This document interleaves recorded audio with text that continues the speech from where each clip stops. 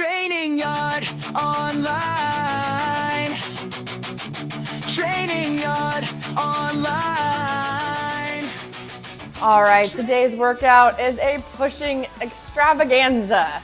In this workout, we are going to be pushing and running. And so as we move through this, we want to make sure that we are managing fatigue and being smart with our sets. Today's workout starts off with a 400-meter run. When you return, you're going to go ahead and do 50 dumbbell bench press. That is with 2 dumbbells at 50, 35. Want to make sure that we're keeping that rep nice and solid, making sure those dumbbells stay parallel to the ground. There is not an egregious tilt of the head of the dumbbell closest to the shoulder to reach. Make sure the elbows are coming down and past the body on every single rep.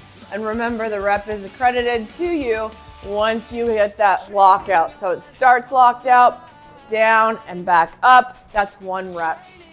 Once you finish 50, you'll go ahead and set those dumbbells down and head out for another 400-meter run.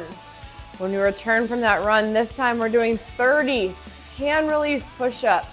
That means we start at the top of the plank, we bring ourselves down to the bottom of the plank, we lift up our hands and bring them back down. If we need to scale the movement, we're going to go ahead and do a knee push-up today. So coming down, lifting, and coming right back up. Knee push-ups are not always utilized, so remember that it's going to be, for us, a kind of gift to go ahead and go through 30.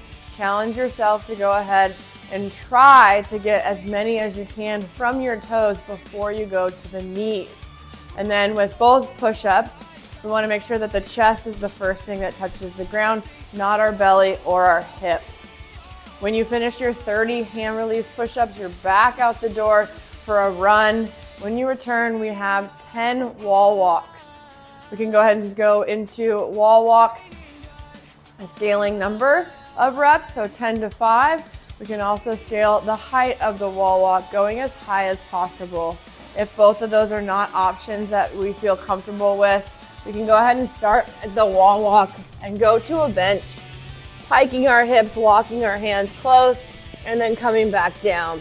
You don't have to utilize a bench. You can use some stacked pads that are stacked up 18 inches, all right? But we are going to really try to move through those 10 as quickly as we can. And then to finish the workout off, we're heading back out for another 400-meter run.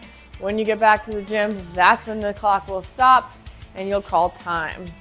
This workout is all about managing fatigue, so make sure that you do that as you move through this. Always leave 1 rep in the tank for the bench press, the push-up, and the wall walk. And also, when we get to the wall for the wall walk, try not to rest too long. Sometimes we get kind of in that sleepy mode and we can hang out there a little bit too long. And I want you to make sure that you keep moving through. This workout's going to be fun, and I know that you will enjoy it.